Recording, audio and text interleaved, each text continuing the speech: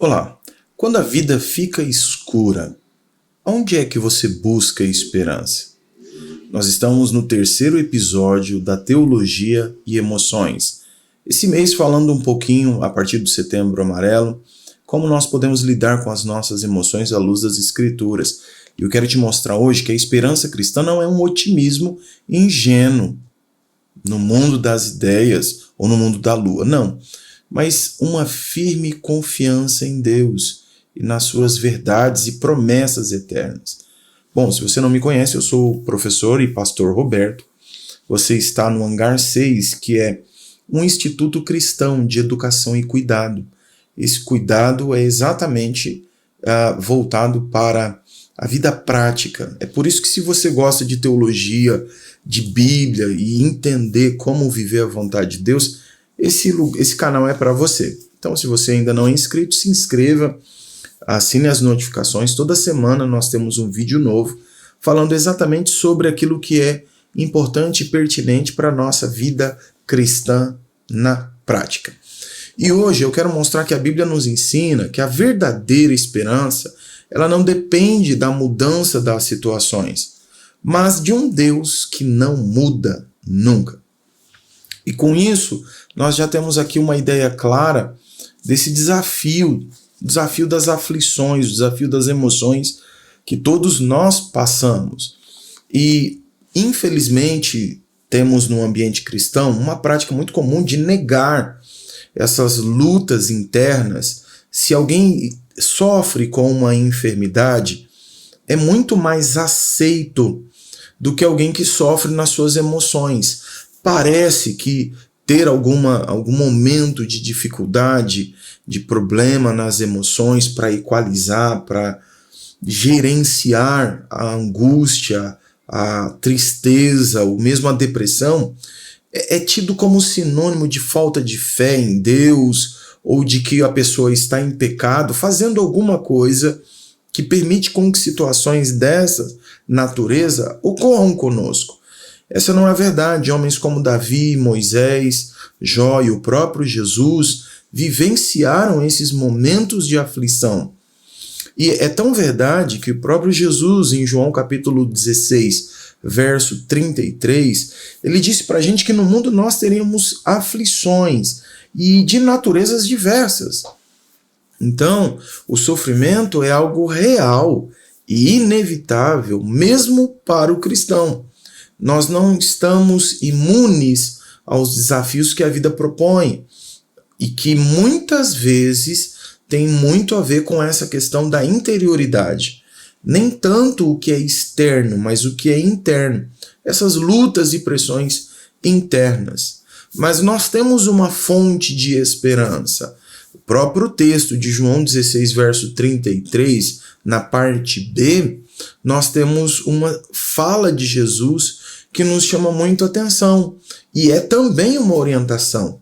Porque se ele diz na primeira parte do verso 33, no mundo tereis aflições, na parte B ele diz assim, mas tende bom ânimo. Tenha um pouco de fé, um pouco de esperança. E Jesus conclui esse texto dizendo, eu venci o mundo.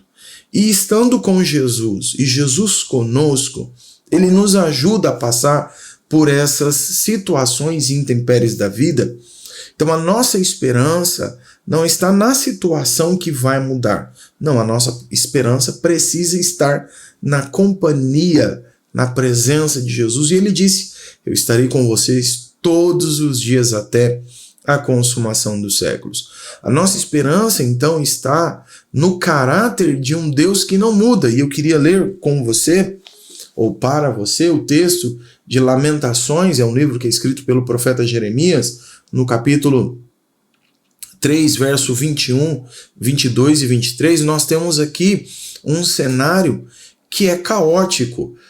Jeremias, ele percebe a nação gradativamente entrando em colapso. E ele vai falar. Eu quero ler o verso 20 para você entender o desespero desse homem de Deus que está trazendo para o povo aspectos, orientações e conselhos de Deus, mas eles não escutam. E no verso 20 do capítulo 3 de Lamentações, e o próprio nome do livro já diz, é a dor expressa de um profeta que não queria ver o caos acontecendo, mas ele chegou. E o verso 20, Jeremias diz assim: lembro-me bem disso tudo que aconteceu, e minha alma desfalece dentro de mim. No verso 21 ele vai dizer: todavia, apesar de tudo isso, lembro-me também do que me pode dar esperança.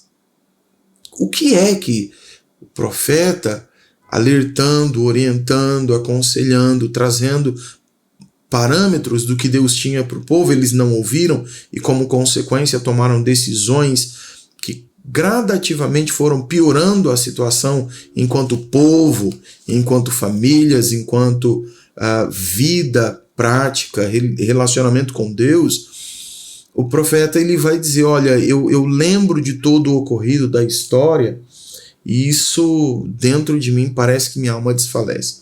E eu queria dar uma pausa aqui. Certamente você tem lembranças e marcas na tua história que quando você relembra, parece que dentro ainda dá aquela chacoalhada. O medo ainda parece que está presente. E é isso que o profeta Jeremias estava vivendo. É isso que você está imaginando mesmo. Esse medo, será que isso pode ocorrer de novo? Mas no meio dessa lembrança, ele diz: peraí, eu lembro também, não apenas da dor, da experiência ruim, do trauma, da situação, eu lembro também de algo que pode trazer esperança. E o verso 22 diz pra gente o que é isso que pode dar esperança. Graças ao grande amor do Senhor, é que não somos consumidos. Tem uma medida de Deus que nos preserva, apesar da luta, apesar do sofrimento, apesar da dor. Não foi o nosso fim, não será o nosso fim, por causa de um grande amor de Deus que nos sustenta nesses momentos de adversidade. E ele continua dizendo na parte B do verso 22, pois as suas misericórdias são inesgotáveis. O amor de Deus é o que nos protege, e a sua misericórdia, que não tem fim, é motivo de esperança. E ele termina esse verso 23 dizendo: renovam-se a cada manhã, grande é a sua fidelidade. A palavra fidelidade aqui fala de aliança, um compromisso. A gente pensa em fidelidade matrimonial, marido para com a esposa para com o marido. E é isso mesmo, é uma aliança estabelecida por Deus, onde ele honra o compromisso de amar, de cuidar, de proteger. E isso não falha, se renova a cada manhã. Então tem uma porção desse amor leal de Deus que nasce a cada manhã. É poeticamente isso que o profeta Jeremias está dizendo.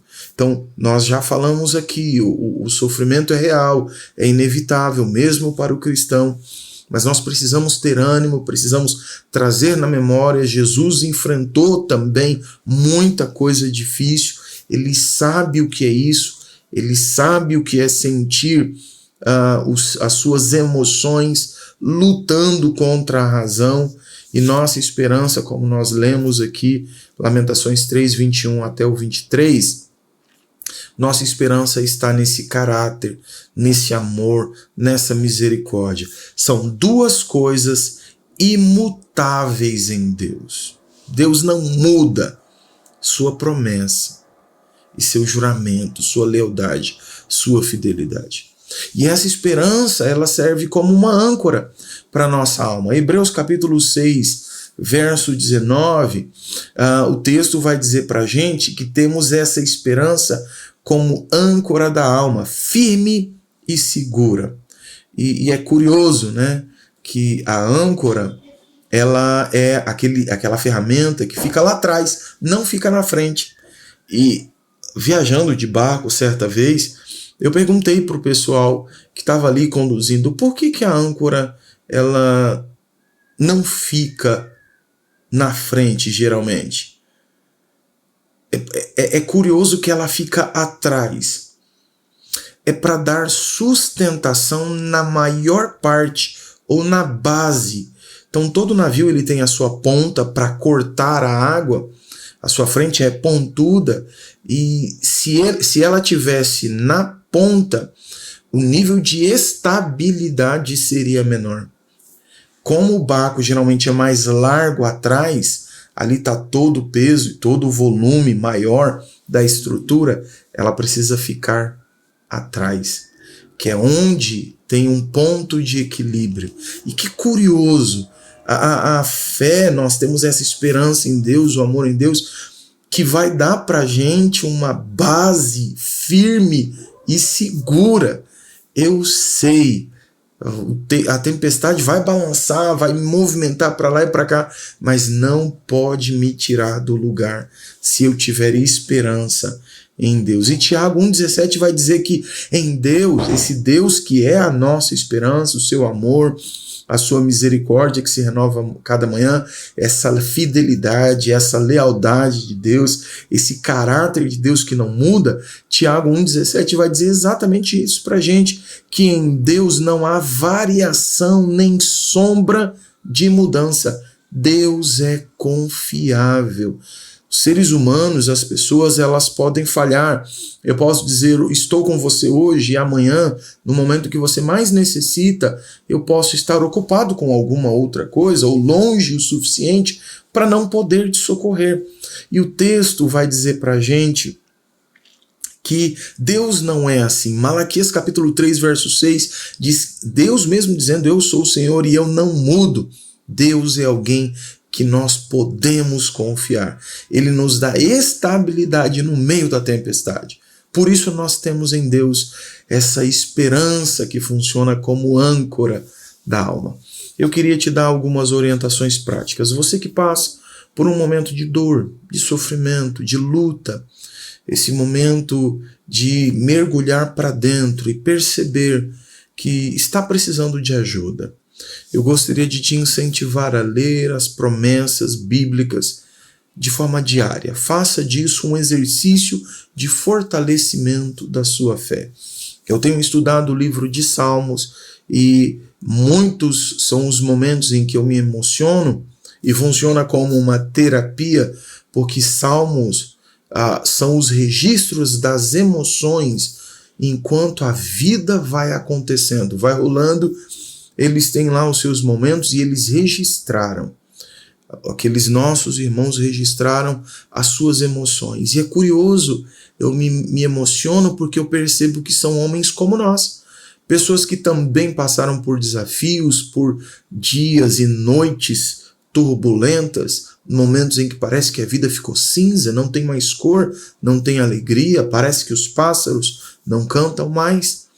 E eles, à medida em que vão escrevendo e registrando as suas emoções, nós percebemos lampejos de fé. A fé não nos impede de passar, mas ela é um grande recurso para quem está passando por momentos de dores. Então leia os Salmos e perceba, se conecte com aquelas pessoas que também vivenciaram e depois testificaram do socorro, da bondade, da misericórdia, do amor leal, dessa esperança. E você que talvez esteja ouvindo hoje esse vídeo, e você não está passando por nenhum momento, mas conhece pessoas que estão em sofrimento, em lutas, e sobretudo essas lutas internas ou externas, eu queria que você fosse um agente de Deus, compartilhando palavras de esperança, de ânimo, de encorajamento, lembrando essas pessoas de que elas não estão sozinhas. Então ligue, mande uma mensagem, encaminhe uma música que com certeza você entende que vai acrescentar fé e vai encorajar aquele irmão, aquela irmã. Encaminhe esse vídeo, torne-se participante desse mover de Deus que promove cura, esperança e consolo. E escolha, você que está sofrendo, escolha ver além das circunstâncias imediatas. Os problemas, quando chegam, Eles mexem com as nossas emoções de tal forma que o nosso é como se o nosso racional não estivesse em modo ativo. Ele fica em stand-by e nós somos cegos pela dor, pelo sofrimento e não conseguimos ir além. Então procure enxergar ou perguntar, compartilhar com pessoas que podem te ajudar. Nesse momento, ter uma clareza maior. Não é o fim da tua história. O que você está sofrendo não precisa necessariamente pôr um ponto final. Isso pode ser apenas uma vírgula, uma pausa, um momento de reflexão.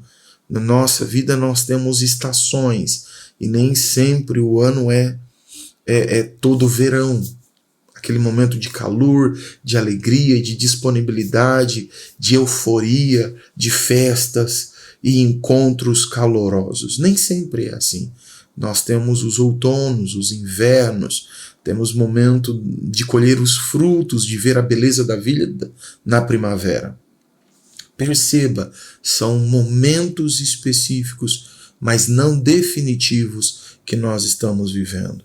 Leia, memorize Lamentações capítulo 3, verso 21, 22 e 23.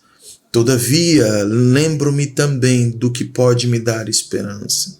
Graças ao grande amor do Senhor é que não fui completamente consumido, destruído, pois as suas misericórdias são inesgotáveis. Que Deus te abençoe, que você tenha a fé, o amor de Deus, essa confiabilidade. Em Deus você pode confiar. Procure a ajuda de pessoas e tenha a esperança como âncora da sua alma. Deus te abençoe, toque sua vida e o seu coração. Compartilhe. Eu quero te chamar, compartilhe esse vídeo. Faça com que o YouTube entenda que ele tem uma relevância e uma importância para o cristão. Então, deixe o seu comentário, curta, comente, compartilhe, se inscreva e siga-nos nas nossas redes sociais. Deus te abençoe e fique na paz do Senhor Jesus.